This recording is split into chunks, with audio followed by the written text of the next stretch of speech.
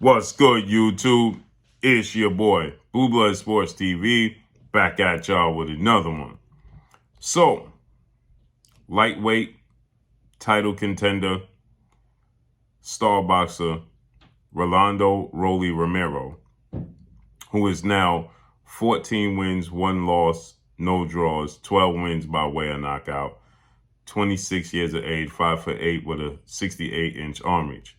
He's coming off of a 6-round knockout loss to undefeated 3-division world champion superstar boxer Gervonta Tank Davis, who is now 27 wins, no losses, no draw, 25 wins by way of knockout.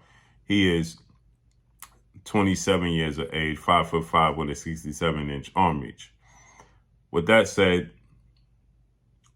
Rolly Romero, he was brutally knocked out in the 6th round of their fight. Leading up into this fight, Rolly Romero was selling the fight, or at least many people felt like he was selling the fight. But he was talking up the fight. Okay, he had a lot to say. After the fight, now Rolly and his trainer have a lot to say once again. Now Rolly is back finally talking.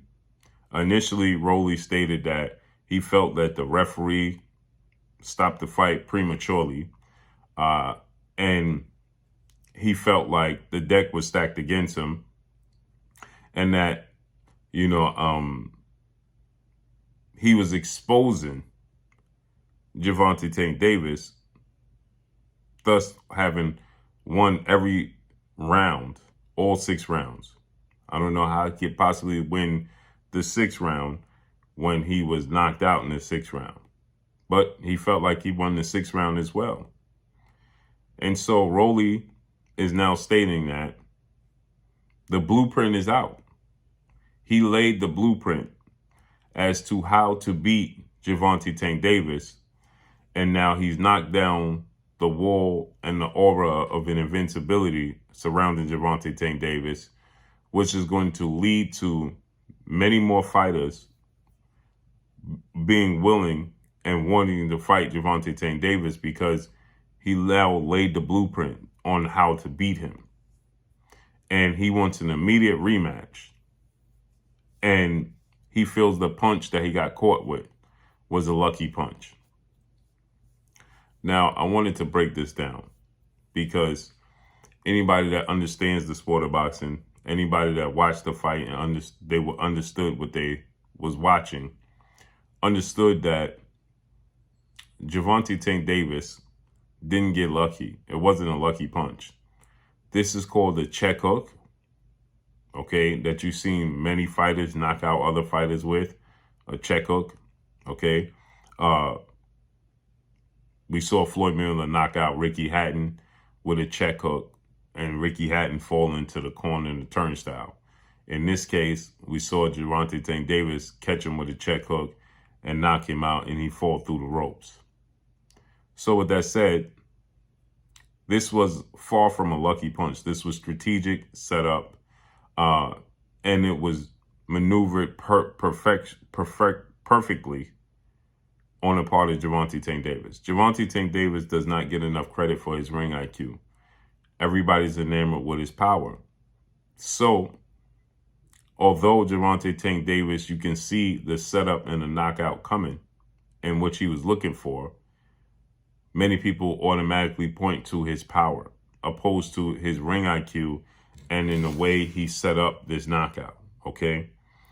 And so, with that said, yes, Rolando "Rolly" Romero may have been up on the scorecards, but that was on purpose, okay? That was strategic on the part of Gervonta Tank Davis, because he understands he's been there before. This just goes once again to show the inexperience of Rolando "Rolly" Romero and his team, okay? That's the reason why many people weren't excited to see this fight, because so many people understood there's a skill set gap.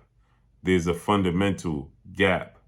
There's an experience gap, okay? And ultimately, there's a talent gap between himself and Gervonta Tank Davis. And so the fact that they are claiming that they won the fight and laid the blueprint as to how to beat Gervonta Tank Davis, and fighters coming forward, they won't be surprised if he loses his next fight. Well, here's the thing. You have to take into consideration, okay? Again, like I said, inexperienced mindset on the part of Rolly Romero and his trainer for saying such a thing, because he laid the trap and y'all fell into it. He was maneuvering on the back foot the entire night. He was doing things to try to get Rolando Rolly Romero to respond and react and come forward and be the aggressor, okay? Opposed to him being the aggressor. Now, there was a few times in the fight where Gervonta Tank Davis was the aggressor.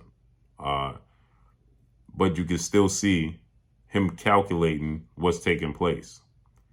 There's a monumental moment in the 5th round of this fight, going into the 6th round, where Gervonta Tank Davis is sitting on his stool and he starts to talk to somebody in the crowd. It has now been revealed that he was talking to and confirmed to former unified lightweight world champion, superstar boxer, Teofimo Lopez, who is a close friend to Rolly Romero, okay? So he started to tell Teofimo Lopez, who publicly let the world know that he was betting $10,000 that Rolly was going to win the fight. So in the 5th round, Gervonta Tank Davis, while sitting on his stool, locates Teofimo Lopez sitting in the crowd and begins to tell Teofimo Lopez, you are about to lose your money right now.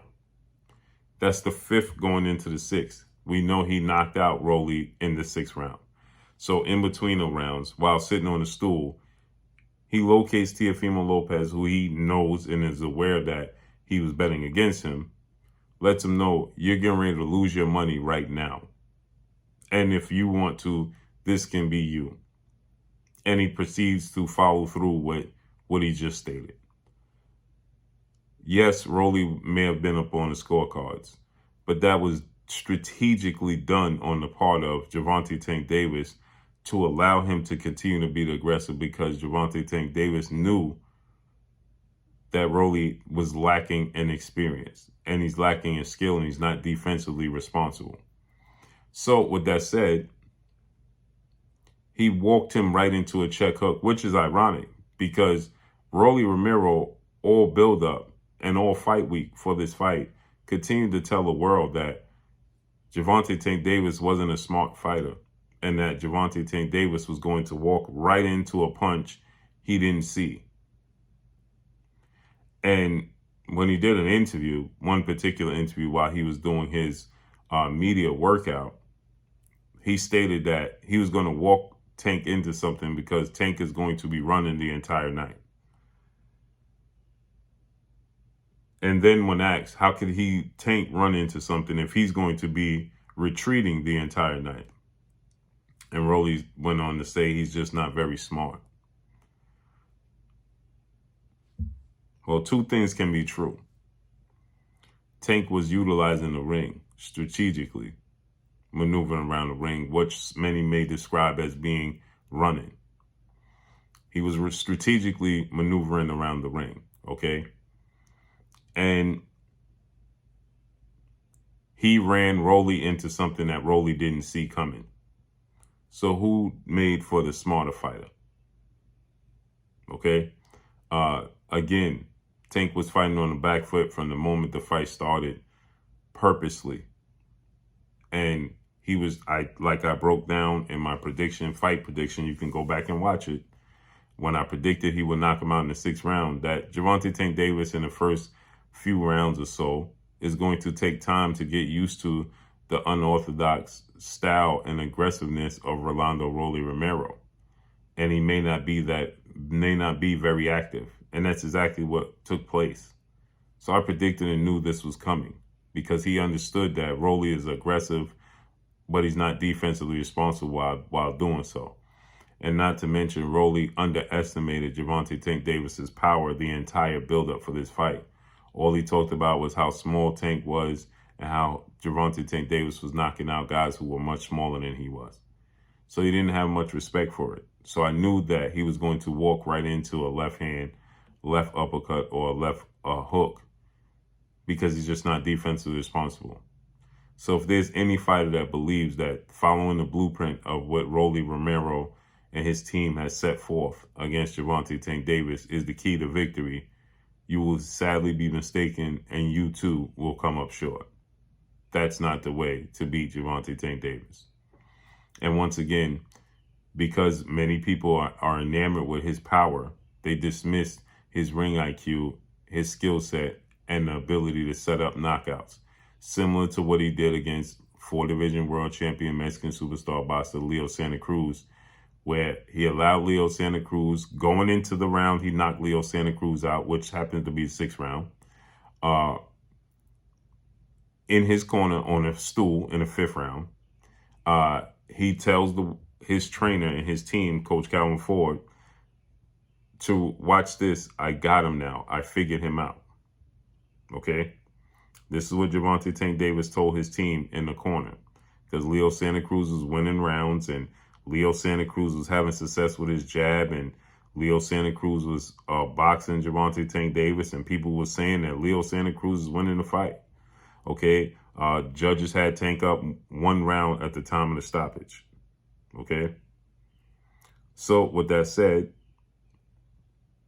in the 6th round of the fight, Gervonta Tank Davis takes a right hand from Leo Santa Cruz, understands that Leo Santa Cruz is going to go to the well one too many times, and he's going to be able to counter him. He goes to land another right hand. Gervonta Tank Davis slightly rolls with it and he grazes him. And he knew Leo Santa Cruz was going to go to the well one more time. And so Leo Santa Cruz, he went and attempted another right hand, in which Gervonta Tank Davis slipped it, went underneath with a left uppercut, and brutally knocked out Leo Santa Cruz. So that was his ring IQ leading into the power.